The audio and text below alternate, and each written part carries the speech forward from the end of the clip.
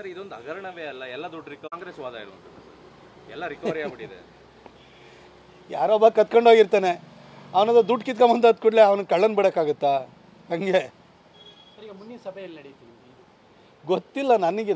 ನೋಡಿ, ಅದೆಲ್ಲ ಹಿರಿಯ ನಾಯಕರಿದ್ದಾರೆ, ಅವ್ರು ತೀರ್ಮಾನವನ್ನು ಮಾಡ್ತಾರೆ. ನನಗೆ ಮಾಹಿತಿ ಕೊಡಲಿಕ್ಕೆ ಅಂತ ಕರೆದಿದ್ರು, ನನ್ನ ಅನುಭವ ಹಂಚ್ಕೊಳ್ಳಿಕ್ಕೆ ಹೇಳಿದರು, ನಾನು ಅಷ್ಟೇ ಮಾಹಿತಿಯನ್ನು ಕೊಟ್ಟು ಬಂದಿದ್ದೀನಿ.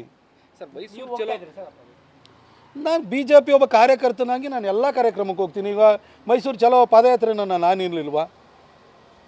ಸರ್ ಮೈಸೂರು ಚಲೋ ಎಲ್ಲೋ ಒಂದು ಕಡೆ ಹಿರಿಯ ನಾಯಕರೆಲ್ಲ ಕಡೆಗಣಿಸಿದ್ರು, ಓನ್ಲಿ ವಿಜಯೇಂದ್ರ ಅವರನ್ನ ಫೋಕಸ್ ಮಾಡೋದು ಅನ್ನೋದು ನಿಮ್ಮ ಪಕ್ಷದಲ್ಲಿ ಅಸಮಾಧಾನ ಇದೆ ಅಂತ. ಮೀಡಿಯಾ ನೋಡಿದವರಿಗೆ, ಪತ್ರಿಕೆ ಓದಿದವರಿಗೆ, ಲೈವ್ ಪ್ರೋಗ್ರಾಮ್ ನೋಡಿದವರಿಗೆ ಎಲ್ಲರೂ ಏನೇನು ನೋಡಬೇಕು, ಅವ್ರಿಗೆ ಏನೇನು ಕಂಡಿರ್ತದೆ, ಅವರ ವಿವೇಚನೆಗೆ ತಕ್ಕಾಗಿ ಅವರು ವಿಶ್ಲೇಷಣೆಯನ್ನು ಮಾಡ್ಕೊಳ್ತಾರೆ. ನಾನು ಅದ್ರ ಬಗ್ಗೆ ಏನು ಹೆಚ್ಚೇನು ಹೇಳಲಿಕ್ಕೆ ಹೋಗಲ್ಲ. ನಾನು ಮೈಸೂರಿನ ಒಬ್ಬ ನಾಗರಿಕನಾಗಿ ಮೂಡಾದಲ್ಲಿ 5,000-6,000 ಸೈಟ್ಗಳನ್ನು ಅಕ್ರಮವಾಗಿ ಪಡ್ಕೊಂಡಿರೋ ವಿಚಾರದಲ್ಲಿ ನಾವು ಒಂದು ಧ್ವನಿ ಎತ್ತಬೇಕು ಅಂತೇಳಿ ಪಾದಯಾತ್ರೆಯನ್ನು ಕೈಗೊಂಡಾಗ ಹೋಗಿದ್ದೀನಿ. ಈಗ ವಾಲ್ಮೀಕಿ ಅಭಿವೃದ್ಧಿ ನಿಗಮದ ವಿಚಾರಕ್ಕೆ ಬಂದಾಗ, ಆ ವಾಲ್ಮೀಕಿ ಅಭಿವೃದ್ಧಿ ನಿಗಮವನ್ನು ಪ್ರಾರಂಭ ಮಾಡಿದ್ದು BJP ಮತ್ತು ಕುಮಾರಸ್ವಾಮಿಯವರ 2020 ಸರ್ಕಾರದಲ್ಲಿ. ವಾಲ್ಮೀಕಿ ಜಯಂತಿಯನ್ನು ಆರಂಭ ಮಾಡಿದ್ದೆ ಸನ್ಮಾನ್ಯ ಯಡಿಯೂರಪ್ಪ ಸಾಹೇಬರು.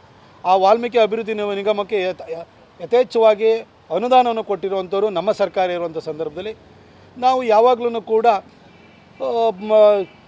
SC/ST ಜನಾಂಗದ ಪರವಾಗಿದ್ದೀವಿ. ಹಾಗೆ ವಾಲ್ಮೀಕಿ ಜನಾಂಗಕ್ಕೆ ಸೇರಿದಂಥ ಪರಿವಾರ ತಳವಾರನ್ನು ST ಕ್ಯಾಟಗರಿಲಿ ಇಲ್ಲ ಅಂತೇಳಿ ಹೇಳ್ಬಿಟ್ಟು ಅದನ್ನು ಸೇರಿಸ್ಕೊಡೋ ಕೆಲಸವನ್ನು ನಾನೇ ಹೋರಾಟವನ್ನು ಮಾಡಿಕೊಟ್ಟಿದ್ದೀನಿ.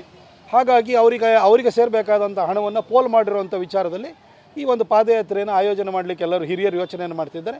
ಅದರೊಳಗಡೆ ಖಂಡಿತ ನಾನು ಕೂಡ ಭಾಗಿಯಾಗ್ತೀನಿ. ಸರ್, ಈಗ ಇದಾಗಿದ್ರೆ ಗ್ಯಾರಂಟಿಗಳನ್ನ ಮರುಪರಿಶೀಲನೆ ಮಾಡಬೇಕು, ಏನು ಮೇಲ್ವರ್ಗದವರೇ ಅವ್ರಿಗೆಲ್ಲ ಕಟ್ ಮಾಡಬೇಕು, ಚೇಂಜ್ ಮಾಡಬೇಕು ಅಂತ ಕಾಂಗ್ರೆಸ್ಸಲ್ಲಿ ಧ್ವನಿ ಶುರು ಆಗಿರೋದು ಹೈಕಮಾಂಡ್ವರೆಗೆ.